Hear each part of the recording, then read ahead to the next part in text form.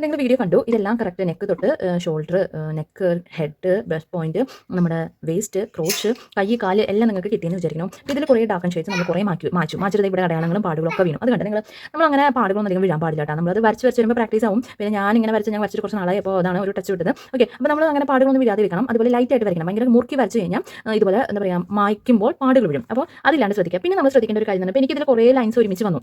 ഇപ്പോൾ ഇവിടെ 2 ലൈൻ അങ്ങനെയൊന്നും വരാൻ പാടില്ല, ഒറ്റ ലൈൻസ് ആയിട്ട് വരണം. അപ്പോൾ അതിന് നമ്മൾ ശ്രദ്ധിക്കേണ്ട കാര്യം എന്ന് വെച്ചാൽ നമ്മുടെ ഈ പെൻസിലിൻ്റെ നിബുണ്ടല്ലോ, അതെപ്പോഴും ഷാർപ്പൻ ആയിരിക്കണം. അല്ലാതെ ഭയങ്കര ഷാർപ്പൻ, അത്യാവശ്യം നല്ല രീതിയിലുള്ള ഒരു ഷാർപ്പ്നെസ് ഉണ്ടായിരിക്കണം ഈ ഒരു ലെവലൊക്കെ. അപ്പോൾ നമ്മൾ കൂടുതൽ ഷാർപ്പൻ കുറഞ്ഞു കഴിഞ്ഞാൽ നമ്മുടെ പെൻസിലിൻ്റെ തുമ്പത്ത് വീതി കൂടി പോയി കഴിഞ്ഞാൽ അവിടെ ഇങ്ങനെ ഒരു ലൈന് പകരം നമ്മൾ, അതായത് ഇപ്പോൾ ഡാർക്കൻ ലൈനായിട്ട് വരും, അതായത് ഇത്തിരി വീതി കൂടിയ ലൈൻസ് ആയിരിക്കും വരാം. അപ്പോൾ അങ്ങനെ വീതി കൂടിയ ലൈൻസ് ആകുമ്പോൾ നമുക്ക് ഇത് വരയ്ക്കുമ്പോൾ അത് അത്ര പെർഫെക്റ്റ് ആയിരിക്കില്ല. കാരണം നമ്മുടെ അളവുകൾ കറക്റ്റ് ഇത്തിരി പോയിന്റ് അങ്ങോട്ട് മാറിപ്പോകും. അപ്പോൾ നമുക്ക് ആ ഷേപ്പ് ഒക്കെ വരയ്ക്കുമ്പോൾ ഇത്തിരി ബുദ്ധിമുട്ട് വരും. അപ്പോൾ അതുകൊണ്ട് തന്നെ നിങ്ങൾ കുറച്ച് നമ്മൾ ഇത്തിരി നിബൊക്കെ ഉള്ളത് നോക്കി എടുക്കാനായിട്ട് ശ്രദ്ധിക്കുക. അതുപോലെ തന്നെ ഇറേസേഴ്സ് നമ്മൾ ഈ കുഞ്ഞു ഉള്ളിൽ നമുക്ക് ഉള്ളിൽ ഇങ്ങനെ മാക്കേണ്ടി വരുമ്പോൾ, ഇങ്ങനെയുള്ള ഭാഗങ്ങളൊക്കെ മാക്കേണ്ടി വരുമ്പോൾ ഇതുപോലത്തെ കുഞ്ഞ് ഇറേസേഴ്സ് യൂസ് ചെയ്യുക. നല്ല ഇറേസേഴ്സ് സെലക്ട് ചെയ്യാനായിട്ട് ശ്രദ്ധിക്കാം. അപ്പോൾ നമുക്ക് ആ ഒരു എന്താ പറയുക, ഈ ഒരു ഇതുണ്ടാവില്ല. അതുപോലെ നിങ്ങൾ വരയ്ക്കുമ്പോൾ ഫസ്റ്റ് ടൈം സെക്കൻഡ് ടൈം ഒക്കെ വരയ്ക്കുമ്പോൾ പോയിന്റ്സ് ഒക്കെ ഇട്ട് വരയ്ക്കാൻ ശ്രദ്ധിക്കുക. കുറേ ലൈൻസ് ഒന്നും വരയ്ക്കാതെ, അതായത് സെൻറ്റർ ലൈനൊക്കെ നിങ്ങൾ വരച്ചിട്ട് വരയ്ക്കണമെന്ന് വെച്ചാൽ അങ്ങനെ വരയ്ക്കാതെ എന്താ പറയുക, ഈ ഒരു ഇതായിട്ട് വരയ്ക്കാനായിട്ട് ശ്രദ്ധിക്കുക. അപ്പോൾ ഇത് കണ്ടോ, ചെറിയ ലൈൻസ് ഒക്കെ നമുക്ക് ഇങ്ങനെ ഈസി ആയിട്ട് മാറ്റിയെടുക്കാൻ പറ്റും. അപ്പോൾ അധികം ഡാർക്കൻ അല്ലാണ്ട് വരയ്ക്കാനായിട്ട് ശ്രദ്ധിക്കുക. കാരണം നമുക്ക് ഈ ഒരു സ്ട്രക്ചർ ഇങ്ങനെ മതി എന്ന് വെച്ചാൽ കുഴപ്പമില്ല.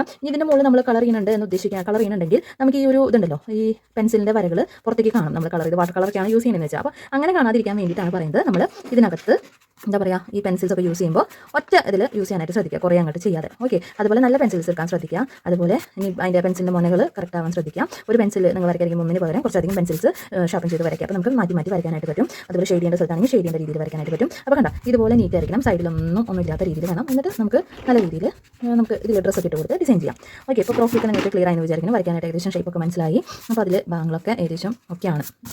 Okay, thanks for watching.